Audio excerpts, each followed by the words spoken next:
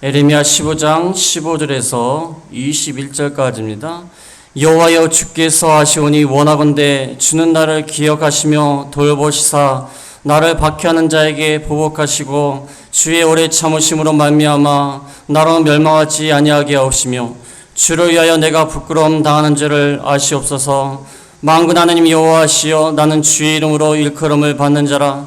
내가 주의 말씀을 얻어 먹었사오니 주의 말씀은 내게 기쁨과 내 마음에 즐거움이오나 내가 기뻐하는 자의 모임 가운데 앉지 아니하며 즐거워하지도 아니하고 주의 손에 붙들려 홀로 앉았사오니 이는 주께서 분노로 내게 채우셨음이니이다. 나의 고통이 계속하며 상처가 중하여 낫지 아니함은 어찌 됨이니이까. 주께서는 내게 대하여 물이 말라서 속이는 시내 같으시리이까. 여호와께서 이와 같이 말씀하시되 내가 만일 돌아오면 내가 너를 다시 이끌어 내 앞에 세울 것이며 내가 만일 헛된 것을 버리고 귀한 것을 말한다면 너는 나의 입이 될 것이라. 그들은 내게로 돌아오려니와 너는 그들에게로 돌아가지 말지니라. 내가 너로 이 백성 앞에 견고한 노성벽이 되게 하리니 그들이 너를 칠지라도 이기지 못할 것은 내가 너와 함께하여 너를 구하여 건짐이라. 여호와의 말씀이니라. 내가 너를 악한 자의 손에서 건지며 무서운 자의 손에서 구원하리라. 아멘. 이 말씀을 통하여 속이는 시내, 여기 18절 하반절에 보면은 주께서는 내게 대하여 물이 말라서 속이는 시내 같으시리. 속이는 시내. 제가 어렸을 때 어떤 사람이 이 돈 모양의 어떤 종이를 준 적이 있어요. 그때 당시에 1,000원인가요? 돈 모양. 돈은 진짜 돈은 아니고 돈과 똑같이 새긴 종이를 준 적이 있어요. 어린 마음에 그것이 진짜 돈인 줄 알고 가게 가가지고 아저씨 이 물건 주세요 하면서 돈을 내밀었더니 아저씨가 웃으면서 야 이건 가짜 돈이야 그렇게 말한 적이 있습니다. 진짜 돈인 줄 알았어. 어떤 사람이 주길래 너무나 기분이 좋아져. 그래서 갔는데 가짜 돈이라는 거예요. 어린 마음이 얼마나 실망이 큰지, 또 그 돈을 준 어른이 얼마나 얄미운지 그런 생각을 한 적이 있습니다. 우리가 믿었던 사람이나 믿었던 것들, 이것들에 대해서 배신을 당하거나 사기를 당하게 되면 우리 마음이 참 실망스럽고 절망 가운데 빠질 수밖에 없습니다. 오늘 말씀을 통하여 이 에레미야 선지자가 마치 하나님이 자기를 속이는 시내와 같다. 자기를 속이는 시내와 같다면서 하나님에 대해서 절망감을, 배신감을 이렇게 표현하고 있습니다. 에레미야 같은 선지자, 위대한 선지자, 이스라엘의 죄악에 대해서 담대히 외치며 아무리 박해가 심해도 반대가 심해도 하나님의 말씀으로 심판을 외쳤던 위대한 눈물의 선지자 에레미야도 이렇게 하나님에 대해서 너무 실망한 나머지 당신은 물이 말라서 속이는 시내 같으시리. 이스라엘의 시내는요, 우기 때 비가 많이 올 때는요 시내 물이 꽉 찹니다.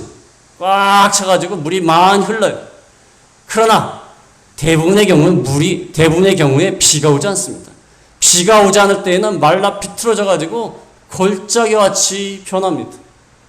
그래서 물이 말라서 속이는 시내와 같다는 것은 이게 시내인 줄 알고 물을 찾으러 왔지만 물이 없었다는 거예요. 그러니까 그 지역을 모르는 사람들은 저기 시내가 있습니다 해서 갔더니 다 말라가지고 물 한 방울이 없는 거예요. 에이, 믿을 게 못 되는구나. 그래서 이게 속이는 물, 믿을 수 없는 것, 속이는 시내가 되었습니다.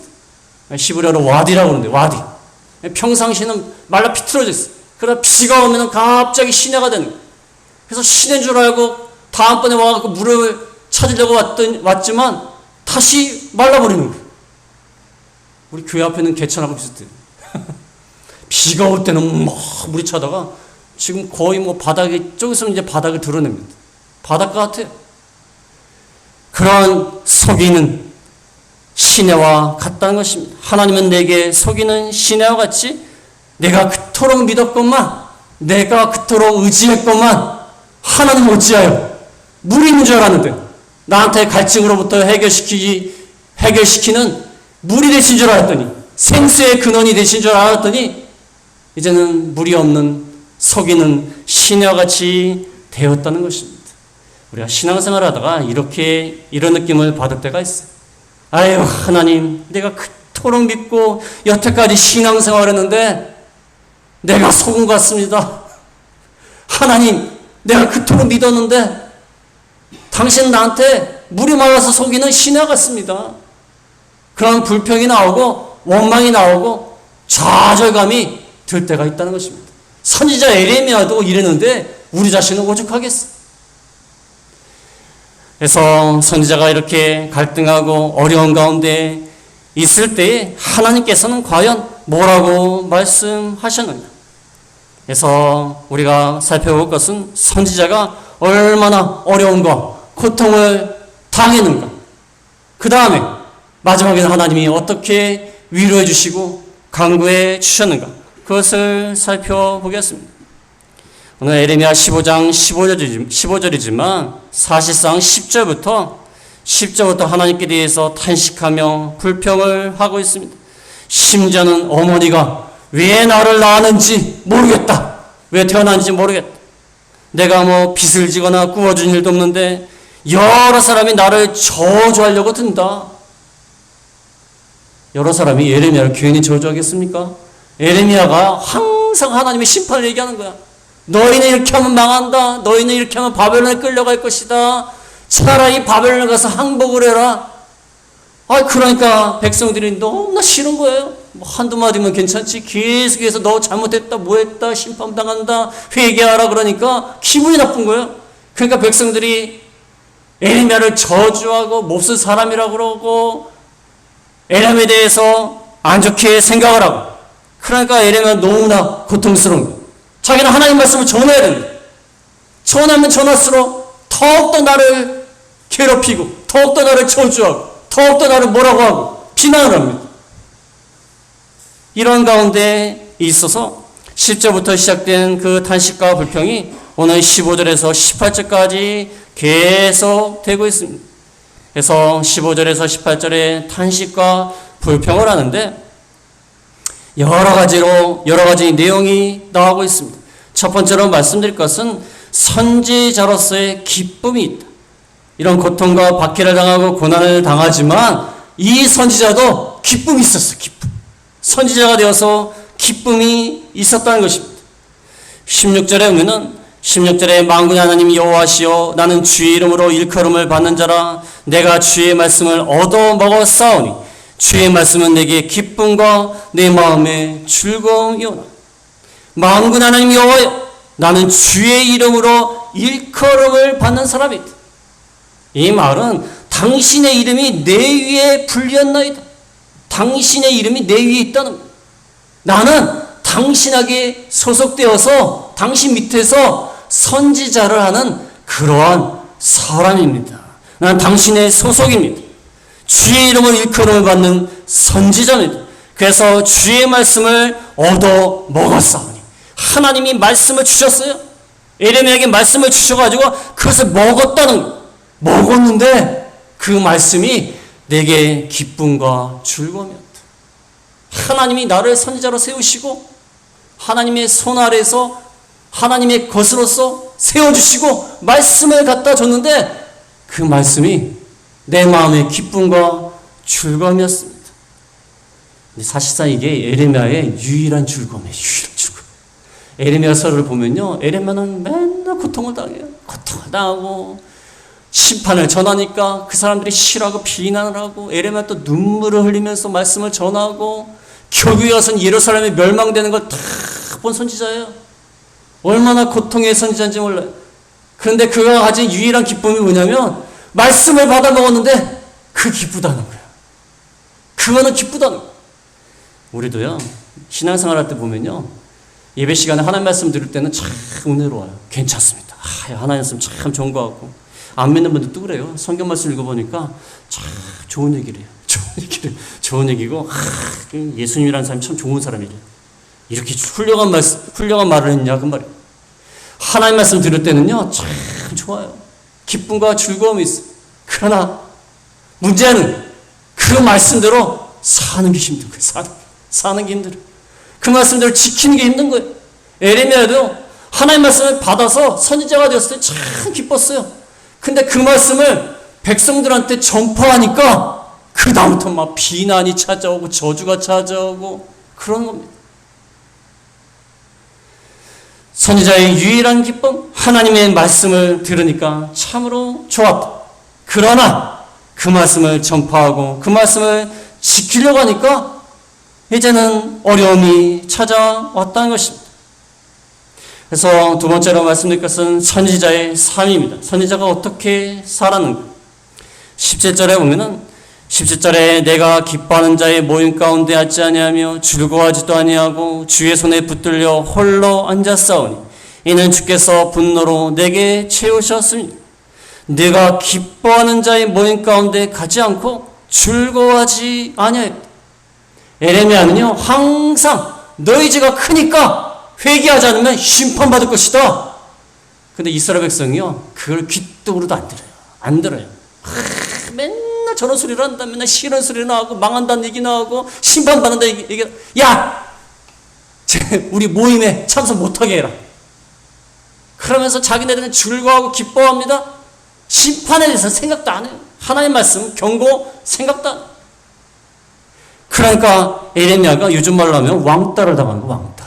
모임에도 참석을 못하고 에레미야도 뭐 참석하고 싶지 않아요. 참석해서 하나님 말씀을 전하면 비난하고 얘는 맨날 이런 소리만 한다 그러고 그러니까 기뻐하는 자의 모임에 가지도 않고 즐거워하지도 않으니까 주의 손에 붙들려서 주의 손에 있다가 보니까 주의 손에 붙들린 선지자다 보니까 홀로 앉았어. 홀로 앉았어. 있을 수밖에 없습니다. 그러나 가슴 가운데는 주의 분노가 있어. 분노가 뭐냐면 이 하나님 말씀을 전해야 돼요. 심판의 말씀을 전해야 돼요. 이게 주의 분노하심이에요. 주의 분노하심은 있지만 전할 수는 없어요. 그 사람들이 싫어하니까. 또 그 사람들과 같이 할 수가 없어요. 홀로 하는 거예요. 홀로. 왕따를 당하는 겁니다. 우리도 하나님 말씀을 잘 지키려고 하면요 왕따 당합니다. 왕따 당해요. 하나님 말씀대로 잘 지키고 올바로 살려고 하면 얘는 융통성이 없다. 융통성. 제가 군대 갔는데요. 군대는 다 그런 건 아니지만 속이는 게 많습니다. 장부도 막 속여요. 그래갖고 어떤 교회 다니는 아이가 말을 했어요. 아 이렇게 하면 안 되지 않나. 어떻게 됐을까요? 그때 구타가 있었어요. 많이 맞았어요. 많이 맞았어요. 저는 감히 얘기도 못했어요. 얘기도 못했어요. 올바로 하려고 하면은 융통성이 없다는 거예요. 융통성이 없다는 거예요. 하나님 말씀대로 살려고 하면은 잘 어울리기가 힘들어요. 쉽지 않습니다. 하나님 말씀을 지키면서 올바로 살려고 하면요 그렇지 않은 사람들과 어울리기가 참 힘들어요. 특별히 선지자니까 얼마나 힘들겠습니까? 선지자가 어떻게 하나님 말씀도 무시하고 하나님 말씀에 대해서도 하나 신경도 안 쓰고 기쁘고 즐겁고 흥청망청한 사람들과 어떻게 같이 어울릴 수가 있겠습니까? 그러니까 선지자가 고독한 삶을 사는 거예요. 주께서 나를 홀로 앉게 하셨다. 근데 마음 가운데는 주의 분노로 가득 차 있어요. 하나님의 심판의 말씀은 가득 차 있지만 그것을 전할 수는 없고 전한다 하더라도 그들과 같이 어울릴 수는 없고 혼자가 되고 그러한 일을 겪었다는 것입니다. 우리가 그러한 일을 겪을 때가 참 많습니다. 우리가 다 양보하고 적당히 하면은 많은 사람들과 어울릴 수 있고 많은 사람들과 친구가 될 수 있고 많은 사람들을 기쁘게 할 수 있어요. 그러나 하나님 말씀대로 살고 그래도 세상에서 양심을 지키고 올바로 살려고 하면은 핍박이 많아요. 핍박이 막 저주하고 비난하고 불평하고 넌 왜 그러느냐 별종이다 별소리를 다 하물며 이 선지자는 얼마나 삶이 고통스러웠겠습니까? 그래서 혼자 지내야 되고 외롭게 지내야 되고 소외를 당하고 그런 가운데 있는 그런 선지자의 모습을 발견할 수 있습니다. 그래서 세 번째로 말씀드릴 것은 선지자의 고통. 이러한 삶 가운데 있으니까 선지자가 아주 고통스러워하였습니다. 15절 하반절에 보면 15절 하반절에 주를 위하여 내가 부끄러움 당하는 줄을 아시옵소서. 주님 때문에, 주를 위하여는 주님 때문에, 당신 때문에 내가 이렇게 부끄러움 당한 줄 아시옵소서. 이렇게 치욕과 모욕을 당합니다. 지금 에레미야도 화가 난 거예요. 하나님께 원망스러운 거예요. 당신 때문에 내가 이렇게 부끄러움 당합니다. 내가 뭐 선지자 시켜달라고 했습니까? 내가 뭐 하나님 말씀 전한다고 했습니까? 뭐 하나님 말씀을 전하면 나한테 무슨 뭐 월급을 줍니까? 요즘 말로 쉽게 말하면 내가 무슨 잘 살게 주신 것도 아니고 맨날 고통을 당하고 슬픔을 당하고 박해를 당하는데 부끄러움 당하는 줄, 당신 때문에 그런 줄 아시옵소서. 우리를 때때로 하나님 원망할 때가 있어요. 기독교 방송이나 TV에 보면요, 하도 고통스럽고 힘드니까 당신 때문에 내가 이렇게 살고 있어. 그랬다는 하나님 앞에. 뭐 하나님 앞에 그래서는 안 되겠지만 인간적인 마음에 오죽하면 그렇겠어. 오죽하면. 저는 그렇게 생각해요. 하나님은 우리 아버지시기 때문에 우린 자녀 아니에요. 원망할 수도 있어요. 자녀가 부모에 대해서 가끔씩 원망하지 않습니까? 엄마 때문이야. 엄마가 나를 갖다 이렇게 나가지고. 어떤 사람은, 어떤 딸은 엄마가 나를 갖다 이렇게 못생기게 나가지고 내가 엄마 닮았고 이렇게 됐다고 그런 사람도 있고 별 사람 다 있는데, 자녀니까 물론 하나님 앞에 뭐 잘 참고 나가야 되겠지만 그래도 자녀이기 때문에 어려움을 당하면 원망을 할 수가 있어요. 자녀니까. 자녀인데 어떻게 원망을 안 할 수가 있습니까? 자녀가 부모 앞에 가가지고 아버님 그렇게 하셨습니까? 그래도 저는 잘 참겠습니다. 그런 자녀가 어디 있어요? 그런 자녀가 어디 있습니까? 주 때문에, 당신 때문에 내가 부끄러움 당한 줄 아시옵소서. 18절에 뭐라고 또 나와 있죠? 18절에 보면은 나의 고통이 계속하며 상처가 중하여 낫지 아니하면 어찌 됨이니까. 고통이 계속되고 상처가 중해서 낫지도 않습니다. 히브리어 원문 앞에는 어찌하여란 말이 있어요. 어찌하여 나의 고통이 계속하며 상처가 중하여 낫지 아니하면 어찌 됨이니까. 맨날 고통을 당합니다. 사람이요, 고통을 당하는 것도요, 언제까지 고통당한다는 것을 알면은 그래도 참을 수 있어요. 야, 너 8월 며칠까지 고통당한다. 그러면 좀 참을 수 있어요. 근데 계속 고통을 당하는데 언제 끝날지는 몰라요. 그럼 정말 힘든 거예요. 한 달만 참으면 된다. 그러면 한 달, 그럼 참겠습니다. 근데 언제 끝날지 몰라요. 하나님 말씀도 없어요. 계속 고통당하는 거예요. 에레미야는 계속 말씀을 전해야 되고 계속 고통을 당하고 낫지도 아니하고 상처가 이렇게 중간데도 낫지 않는다는 겁니다. 에레미야가 너무나 고통스러운, 오죽하면 하나님께 당신은 말라서 속이는 시내와 같습니다. 믿지 못할 분 같습니다. 이런 말을 해서는 안 되지만 믿지 못할 분 같습니다.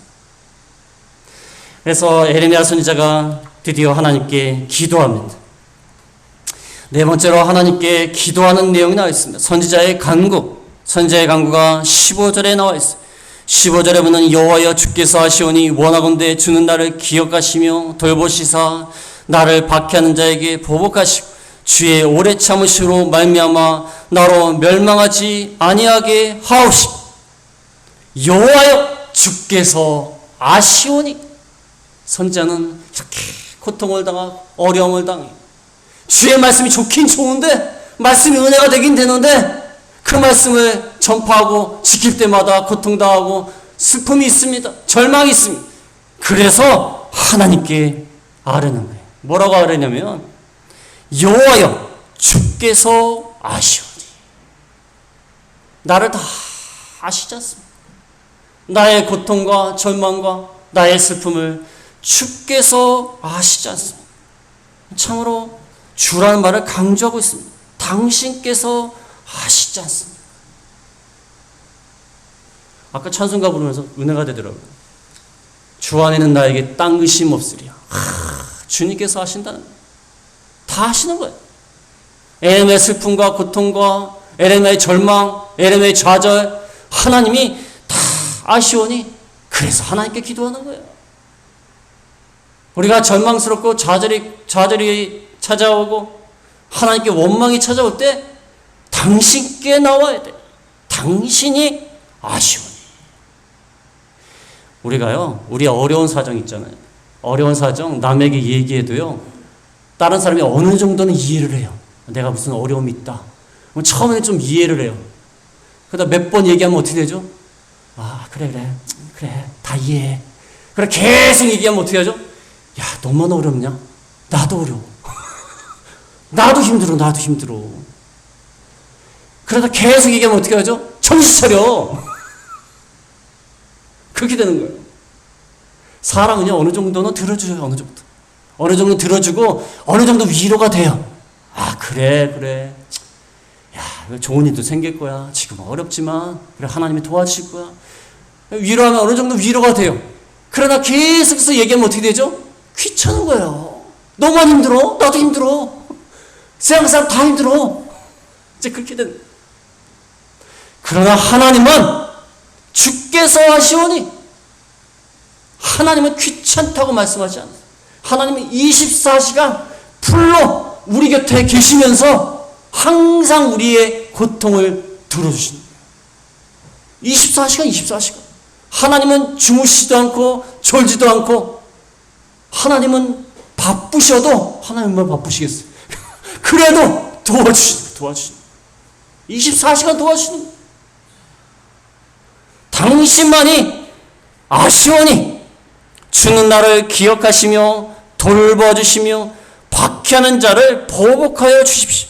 오래 참으심으로 말미암아 나를 멸망하지 아니하게 하옵시며 나를 기억하여 주시고 돌봐주시고 마음을 써주셔갖고 돌봐주시고, 그 다음에 내가 하나님 말씀 때문에 전파하느라고 박해를 당하는데 하나님이 보복해 주십시오. 자기가 보복해서는 안 되지 않습니까? 하나님이 심판해 주십시오. 주의 오래 참으심으로 말미암아 나로 멸망하지 아니하게 하옵소서. 주님께서 오래 참으셔서 그들을 멸망시키지 않으면 그들이 나를 죽일 수도 있습니다.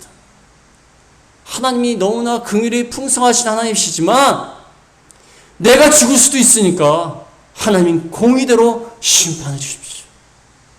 이렇게 간구하는 것입니다. 하나님께 모든 것을 다 맡기는 거예요. 아무리 억울한 일을 당하고 슬픔을 당하고 고통을 당할 때에도 하나님만이 아시오니 이 사정을 다 기억하시고 나를 돌봐 주셔가지고 하나님이 공의가 이루어지게 해주십시오. 지금 이렇게 간구하는 것입니다. 이 간구가 너무나 참 슬프고 애달프고, 이 기도를 할 때 얼마나 에레미야가 눈물을 많이 흘렸겠습니까? 하나님께 원망도 하면서 당신 때문에 이렇게 됐습니다. 모욕을 당합니다. 당신은 나에게 속이는 시내와 같습니다. 그래서 원망하고 불평하면서도 그래도 하나님 앞에 나와가지고 당신이 나의 사정과 형편을 다 아시오니 주께서 나를 돌아봐 주시고 박혀는 자에게서 건져주십시오. 이렇게 기도하는 것입니다.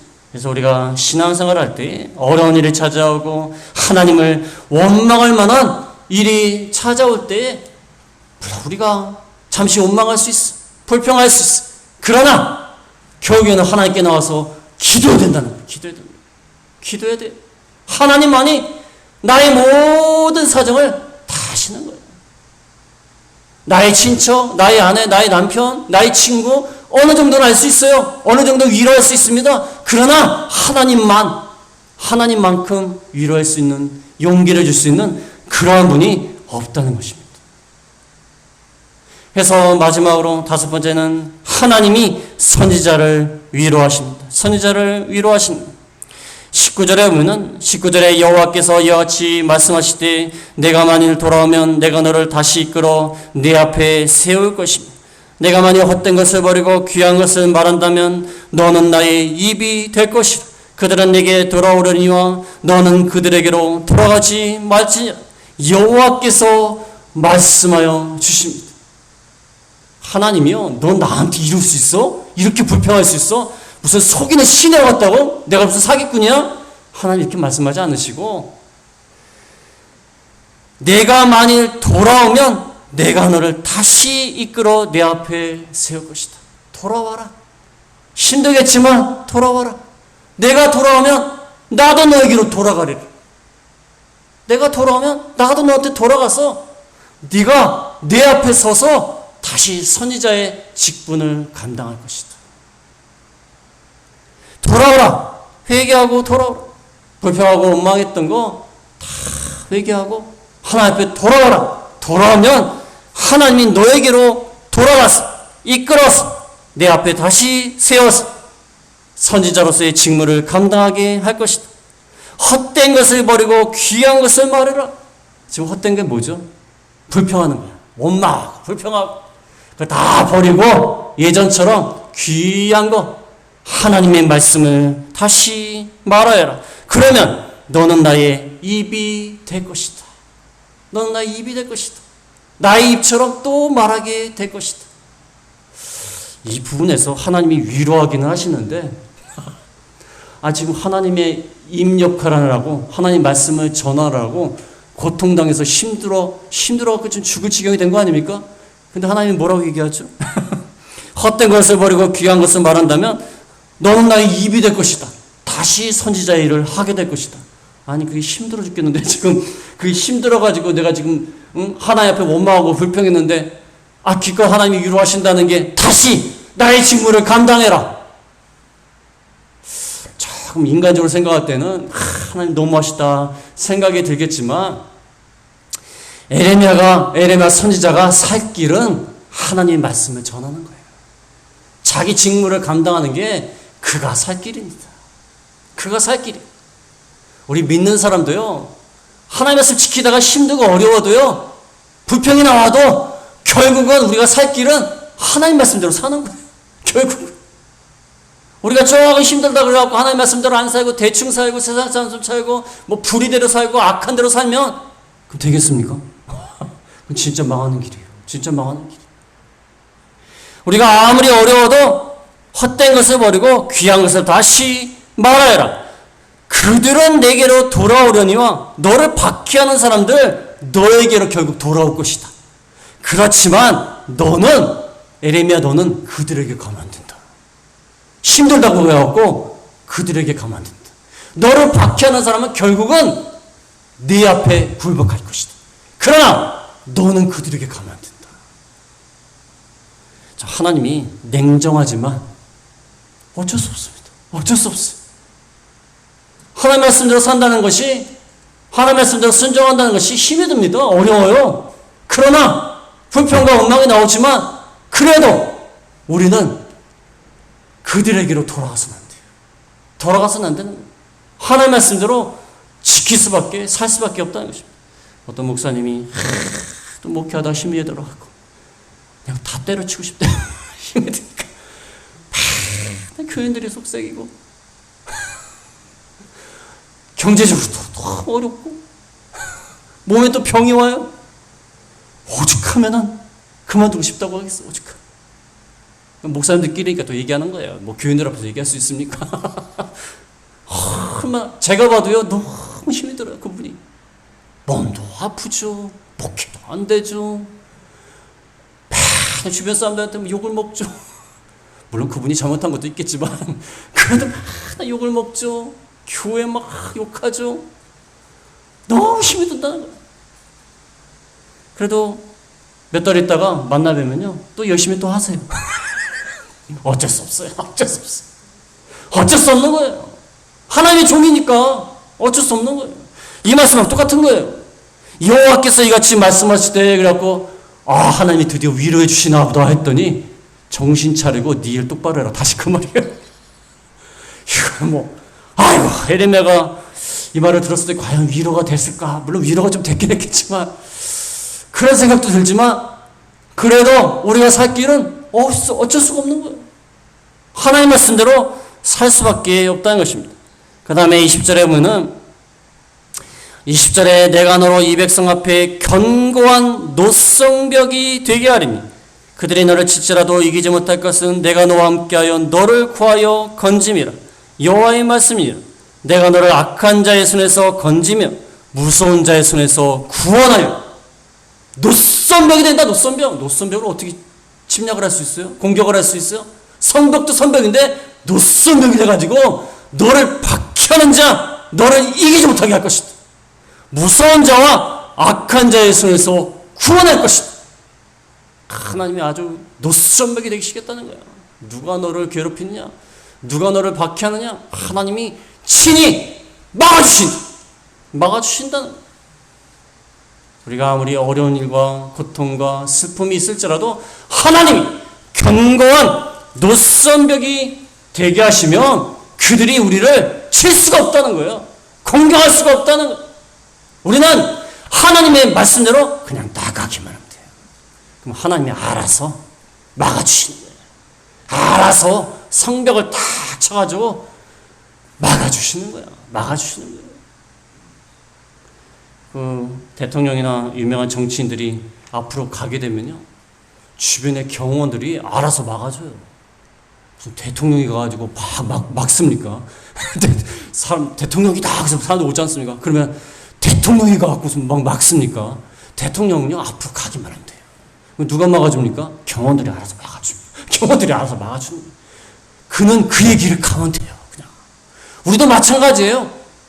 하나님의 종으로서, 하나님의 자녀로서 하나님이 가라고 하는 그 길만 가면 돼요. 누가 막아줍니까? 하나님이 천사를 보내가지고 경호원을 보내가지고 노성벽이 되기 위해서 다 막아주시는 거예요.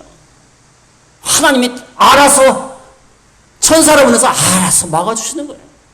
우리가 뭐 막으려고 할 필요 없어요. 우리는 우리의 길만 가면 돼요. 우리의 길만 가면 돼요. 그래서 오늘 말씀을 통하여서 제가 좋아하는 말씀 가운데 하나인데, 하나님은 물이 말라서 속이는 시내 같으시리까. 우리가 이럴 때가 있어요. 하나님은 믿고 나갔는데, 어떻게 내가 신앙생활 했는데, 내가 얼마나 교회를 다녔는데, 하나님이 마치 우리를 속이는 것 같은 그런 모습을 띌 때가 있어요. 그러나 하나님 우리를 속이시는 게 아니에요. 우리가 가는 길이 맞습니다.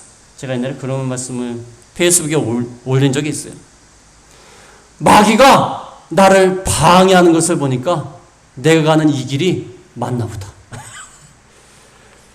마귀가 나를 막 방해해요. 무슨 일을 하는데 막 방해해요. 그럼 무슨 생각을 하셔야 돼요? 내가 가는 이 길이 맞는 거예요. 맞는 거니까 방해하는 거예요. 아무런 방해가 없다. 마귀가 환영을 해요. 그럼 내가 가는 길이 맞지 않는 거예요. 그럼 마귀가 좋아하는 길이에요. 그래서 우리가 하나님 말씀대로 살 때에 힘들고 어려운 일이 찾아올지라도 우리가 하나님을 끝까지 의지하고 나아가는 저희가 다 되겠습니다.